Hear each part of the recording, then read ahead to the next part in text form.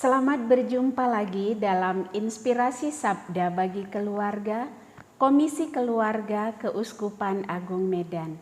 Hari ini, Selasa 11 Januari 2022, sumber inspirasi Sabda bagi kita dari Injil Markus bab 1 ayat 21b sampai 28. Pada suatu malam Sabat, Yesus masuk ke dalam rumah ibadat di kota Kapernaum dan mengajar di sana. Orang-orang takjub mendengar pengajarannya, sebab ia mengajar mereka sebagai orang yang berkuasa, tidak seperti ahli-ahli Taurat. Dalam rumah ibadat itu ada seorang yang kerasukan roh jahat. Orang itu berteriak, "Apa urusanmu dengan kami, hai Yesus orang Nazaret? Engkau datang hendak membinasakan kami? Aku tahu siapa engkau, yakni yang kudus dari Allah." Tetapi Yesus menghardiknya, katanya, "Diam, keluarlah daripadanya." Roh jahat itu menggoncang-goncang orang itu, dan sambil menjerit dengan suara nyaring, ia keluar daripadanya. Mereka semua takjub, sehingga mereka memperbincangkannya. Katanya, "Apa ini? Suatu ajaran baru? Guru ini berkata-kata dengan kuasa.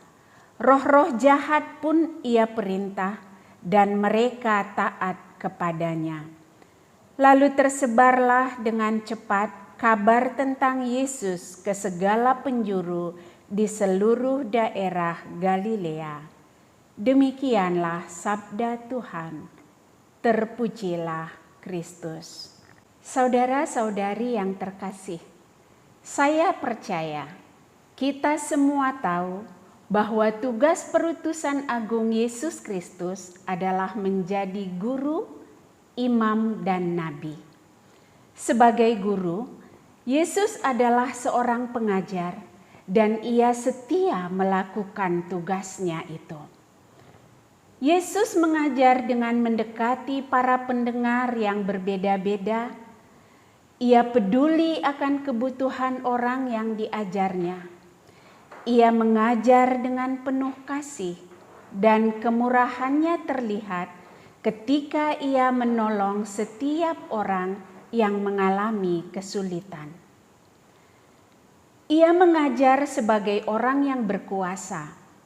Artinya, ada kuasa ilahi dalam setiap pengajarannya, sehingga orang banyak takjub mendengarkannya. Yesus mengajar bukan sekedar melalui kata-kata saja, tapi disertai oleh tindakan keselamatan. Dalam Injil hari ini ditunjukkan bagaimana Yesus menyelamatkan seorang yang kerasukan roh jahat di dalam bait Allah. Tindakan penyelamatan itu pula lah yang membedakan pengajaran Yesus dengan para ahli Taurat. Mereka hanya pandai berkata-kata, namun tidak melakukan perbuatan apa-apa.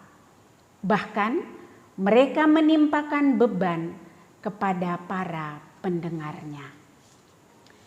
Saudara-saudariku, panggilan utama orang tua yang disebut gereja sebagai tridharma orang tua adalah menjadi guru, imam, dan gembala. Sebagai guru, orang tua ditugaskan oleh Allah sendiri untuk mengusahakan agar warta ilahi keselamatan diterima oleh orang di seluruh dunia. Itu bisa kita lihat dalam KHK Kanon 225.1. Hal ini tentu harus diawali dari keluarga, di mana doa diajarkan, Perjumpaan dengan Allah dialami dan disyukuri. Iman ditumbuhkan. Nilai Kristiani serta keutamaan manusia ditanamkan.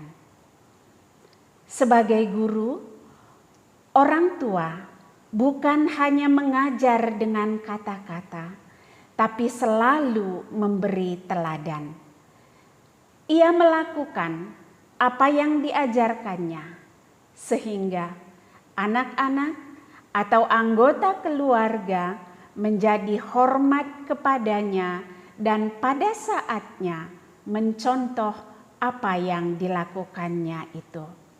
Hal praktis di dalam keluarga yang bisa ditunjukkan oleh orang tua adalah misalnya tekun berdoa dan baca kitab suci.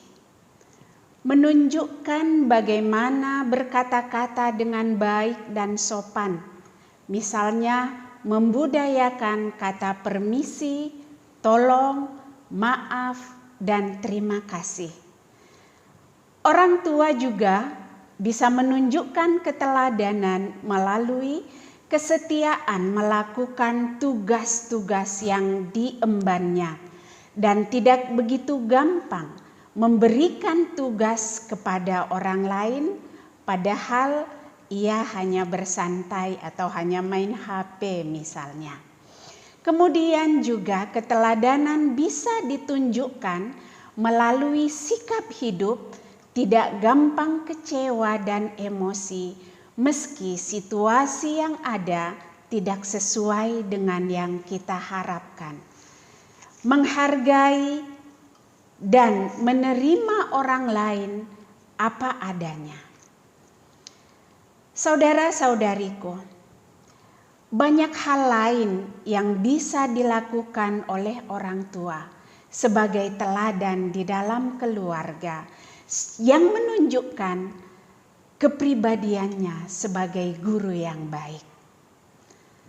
Memang tidak gampang melakukan semua itu. Banyak tantangan yang akan kita hadapi, baik yang muncul dari orang lain maupun dari diri kita sendiri. Apalagi jika kita hanya mengandalkan kekuatan dan kepandaian kita semata, itu akan membuat sikap hidup kita tidak membuahkan apa-apa, sama seperti sikap hidup ahli-ahli Taurat. Oleh karena itu, saudara-saudariku yang terkasih, marilah senantiasa memohon kepada Allah Sang Pemberi Kuasa agar kita diberi rahmat dan kuasa dalam setiap pikiran, perkataan dan perbuatan kita, terlebih agar kita dimampukan meneladani sikap Yesus Sang Guru sejati. Dengan demikian, kita akan mampu menjalankan tugas panggilan utama kita sebagai orang tua, yakni menjadi guru yang baik bagi anak-anak, anggota keluarga, bahkan bagi sesama di sekitar kita. Amin. Keluarga tanda cinta, tanda rahmat di dunia. Keluarga gereja kecil, hadirkan cinta Tuhan. Terima kasih. Tuhan Yesus memberkati kita semua.